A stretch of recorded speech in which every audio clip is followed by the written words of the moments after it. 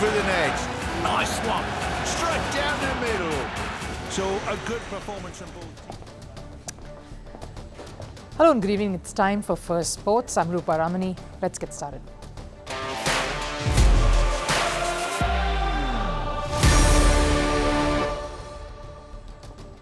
On the show, there's lots lined up for you today. What is the one thing about India's shuttler, the young 22-year-old Lakshya Sen, that is getting everyone excited?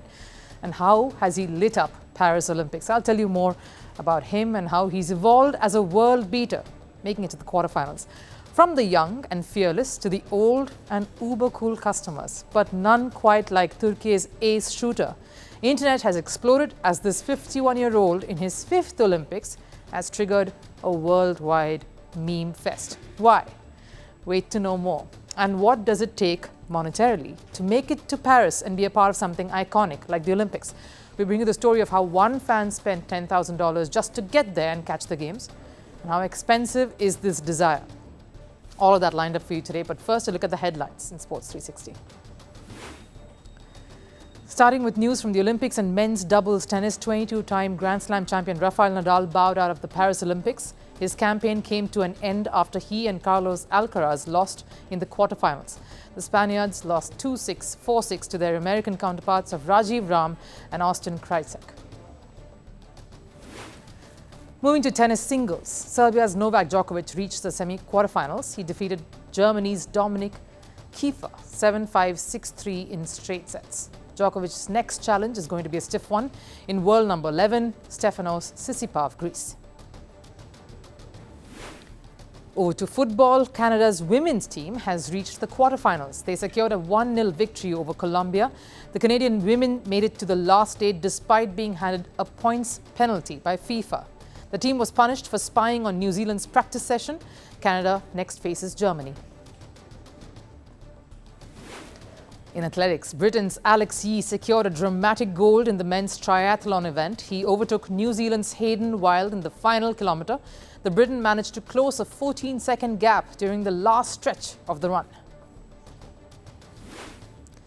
And India's Sathwik Sairaj Rankireddy and Chirag Shetty crashed out of the Olympics badminton doubles event despite winning the first game.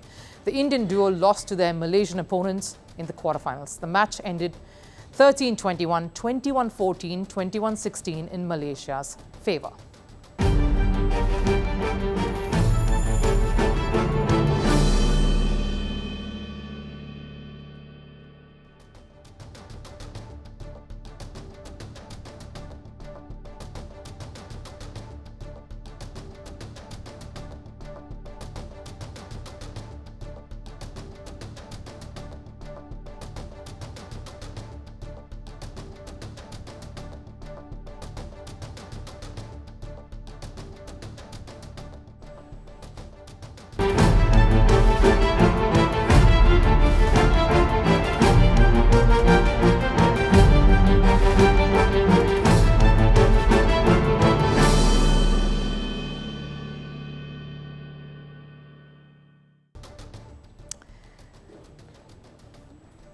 India's campaign at the Olympics is beginning to take shape. If Manu Bhaker provided the initial impetus, winning the first medal over the opening weekend, and then following it up with a historic second, then here's another young gun for you who's lit up the Olympics with his casual daredevilry.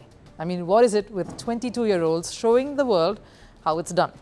Lakshya Sen, playing his first Olympics at 22, it's a stage you can easily get overawed by, and then there were the murmurs of a tough draw. Group L is where he slotted in. That had some tough opponents, including a world number 3. Plus, of the 13 groups Lakshya Sen got drawn in, the one of only 2 which had 4 players instead of 3 was his. So the odds were heavily stacked against Sen even before the tournament began. And then the first group win against Kevin Corden got deleted. The win was scrapped because the Guatemalan player withdrew due to an injury, which meant every match from there on was a must-win, including the one against number 3 and All-England champion Jonathan Christie, a top contender at the Olympics. But yesterday, Lakshya Sen displayed all traits of the better, more confident player as he faced Christie. The same Christie who Lakshya had lost 4 out of 5 times to. First, it was the mind games. The 22-year-old Indian nails that. Let me tell you how. While everyone was talking of the importance of the toss being critical because you can pick the better half of the court, the one that is not slower. So you can gain initial control of the match. But what did Sen do? He chose the option to receive. Did not choose which side of the court or even not choose to serve first. He chose to receive. So Christie chose the half of the court that everyone had been eyeing in these matchups. The message Lakshya Sen was giving, the court didn't matter. Whether he was serving or receiving first didn't matter either. He was telling his opponent that he will make sure he's the last man standing at the end of this match. The match started off with Christie taking the lead, and a big one at that, 8-2. And that's when Sen displayed another admirable trait of his that has set him way apart from the rest of his peers, even his compatriots, many older than him. He did not flinch. He did not show any worrying signs, no frowns. There was zero emotion on his face as he focused on how to cut down the gap. So he changed his game, went low and fast, shorter, quicker rallies, and the change of pace in the game plan paid off. Even as Christie tried to keep pace with Sen, it was too much to handle, and Sen was very good at targeting the body, something Christie was unable to maneuver around as well. Even though Lakshya is young, but he's quite experienced. The last 2 years, he's been playing in the circuit. 2 years back, he played the All England final, and since then, not dropped very drastically. Only probably a couple of months in between, he had a patch where he lost a couple of first rounds. Otherwise, he's always made it to the quarters or above. He rises to the occasion, I would say, always. Actually, Lakshya and Prannoy. In men's singles, I would say both of them the dark horses. Lakshya is known to be beating any player on his given day. You speak about Lakshya and Prannoy being the dark horses. Of course, only one of them has progressed in just a match that concluded a while back. Lakshya Sen got the better of his compatriot in an annihilation of sorts. Straight games there. But the moment that the world is raving about when it comes to Lakshya Sen is not his mental acumen, nor his astute gameplay, but a jaw-dropping trick shot that he played against Christie. Now look, I know this is nowhere near what many witnessed live, some of them watched live, nowhere close to the magical video, but this is what Lakshya Sen did. A no-look back flick from behind him that landed well enough on the other side to keep the point going, a point that Sen ended up winning because of a Christie error a few shots later. That super shot has given him many accolades, likening him to silver screen heroes.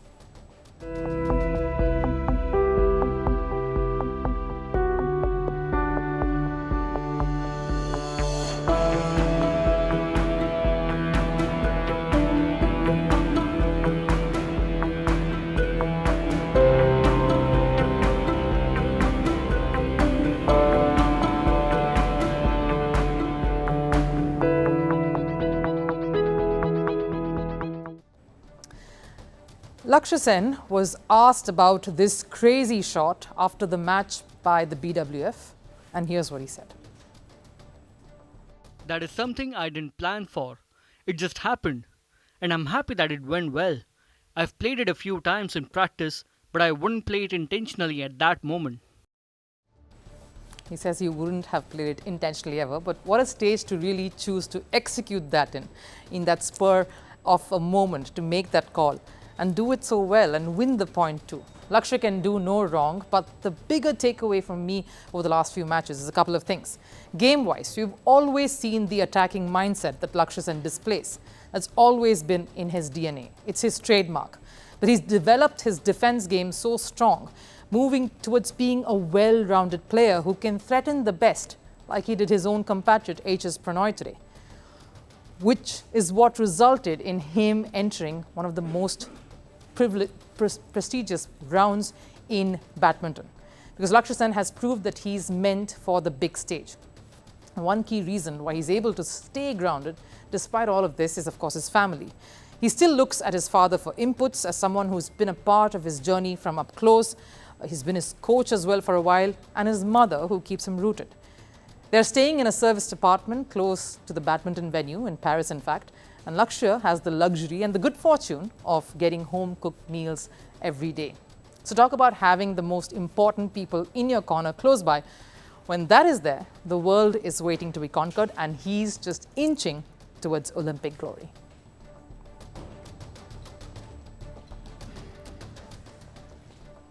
Olympics, World Cups, all very special events. They do not come every year.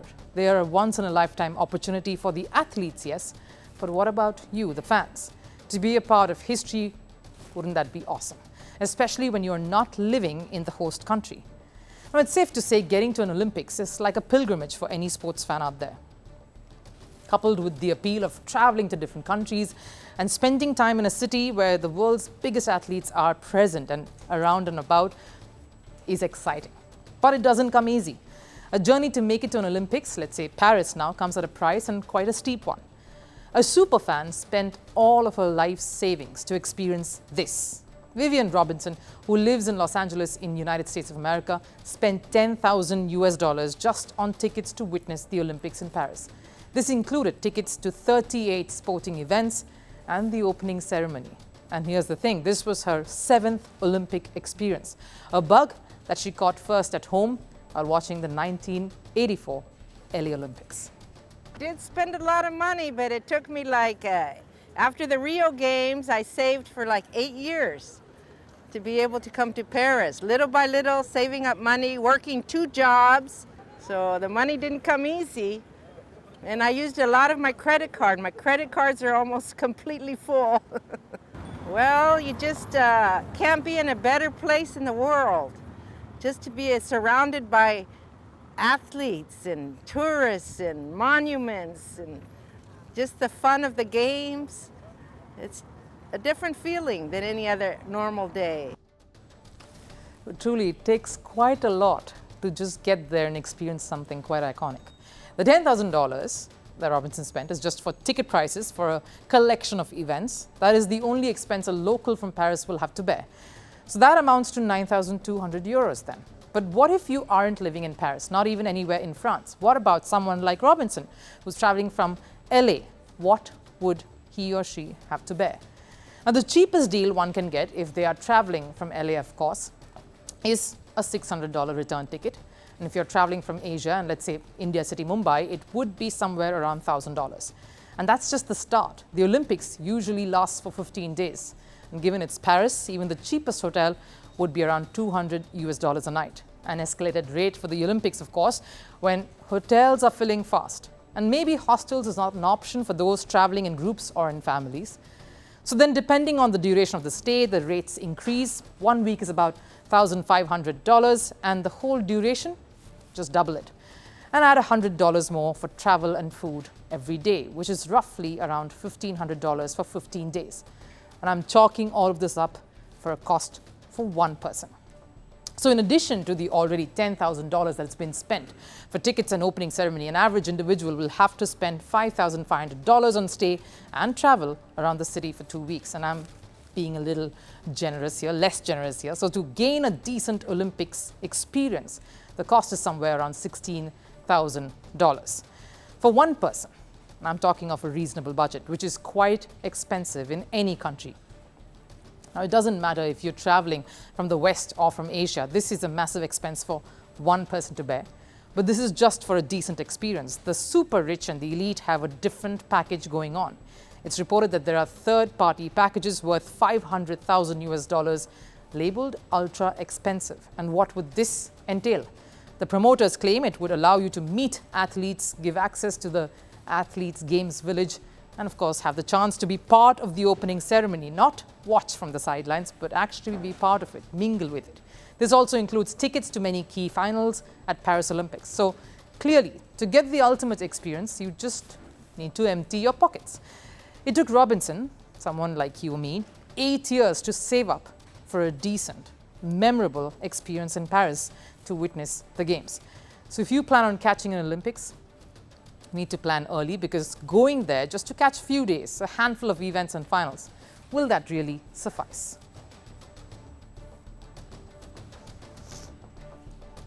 Now, Olympics is the grand stage where the world watches you, where as an athlete representing your country, you can stitch your own narrative. a narrative that can create the image that your country will be associated with. Now, for a Turkey athlete, that is quite a challenge because when it comes to sports, Turkey has committed quite a many faux pas. Whether it's their football fans brawling or a club manager physically attacking a match referee, matches getting abandoned because clubs decided to walk out, and yes, the differential treatment to their women athletes who travel economy as opposed to their male sporting colleagues.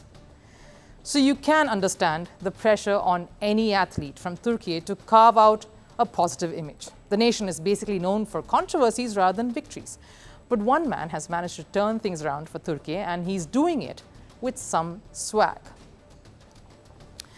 Meet Turkey's very own real agent 007, 51-year-old air pistol shooter Yusuf Dikec. Now, he won silver alongside his partner Sevval Ilayda Tarhan at the 10-meter air pistol mixed team event.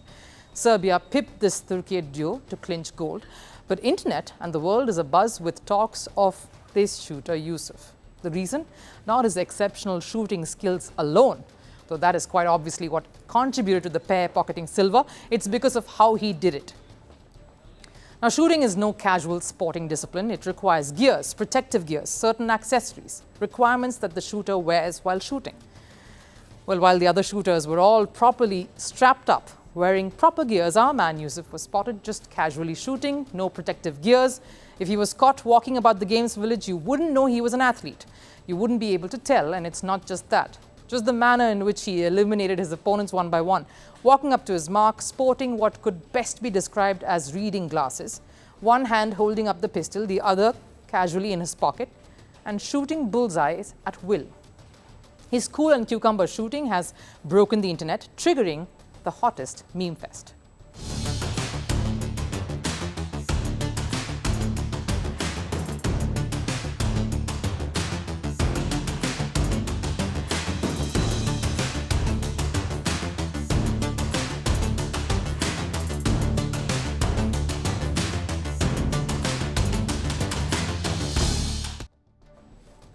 The internet went gaga over this Olympic medalist, one of them saying in Olympic shooting they use equipment like a lens to avoid blur, a lens for better precision, ear protectors for noise. Then a Turkish guy comes along and wins silver with just a pair of glasses. Now, I mean, look at him. And then look at the other contestants. They are wearing all the equipment that you need to shoot. And what about Yusuf? The only gear he is wearing, of course, is confidence, and that was enough to bag them a silver. So who is Yusuf Dikec? Now, he's a national record holder in various pistol events in Turkey, has won gold in 2011, ISSF World Cup, and 3 gold medals in 2013 European Championships in 3 events. He's a seasoned campaigner. This, in fact, has been his 5th Olympics, having first competed way back in 2008. Now, after all of those wins, only an Olympic medal was absent. And boy, did he make this win count. He's got everyone talking about him without winning the gold, but he's very nonchalant about it. Here's what he told the Turkish media post the silver. I did not need special equipment. I'm a natural shooter. Success doesn't come with your hands in your pockets.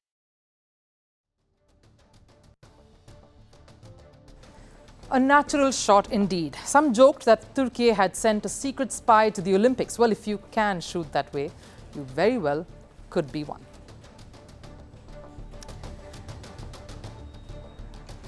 Time for last serve. Now, the ceremonial lighting of the cauldron gets its own spin at every edition. For example, in Atlanta 1996, the cauldron was an artistic scroll decorated in red and gold. In 2000 Sydney Olympics, Kathy Freeman walked across a circular pool of water and ignited the cauldron through the pool of water. Paris wants to be a trendsetter, of course. After displays through earth, water, they went for air, making it quite the experience for fans gathered at the Games.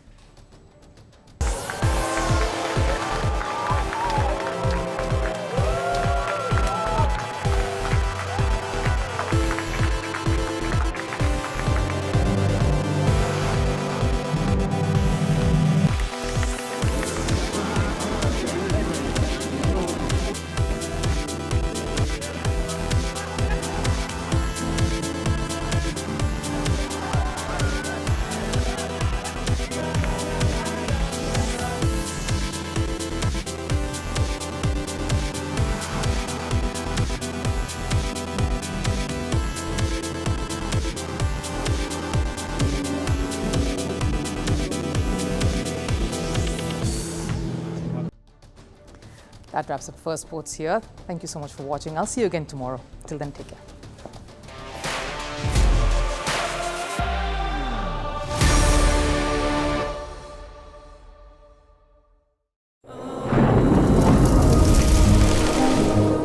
Climate change is on our doorstep. It's time for a revolution to take root. And it starts with 1.4 billion Indians. It starts with one tree for humanity, one tree for Mother Earth, one tree for our future. Project One Tree, a News 18 network initiative.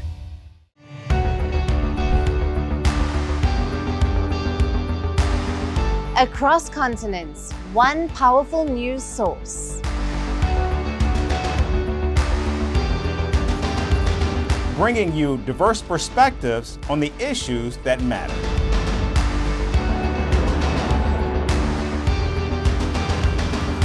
We go beyond the boundaries to give you that little extra about every sporting moment.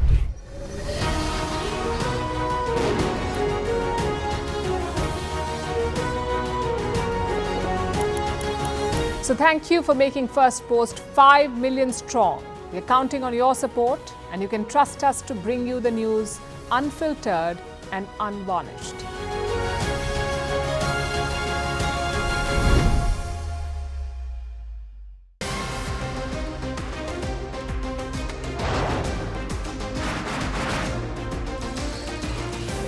On the show today, the T20 World Cup bandwagon has moved across to the West Indies. What can we expect from this? Hello, I'm Alison Green, coming to you from Durban, South Africa. Today we have a special show. Start with a report on India's shifting nuclear posture. For the first time since India officially became a nuclear power. Hello and welcome to Firstpost America. I'm Aaron Ham, coming to you live from the nation's capital, Washington, D.C.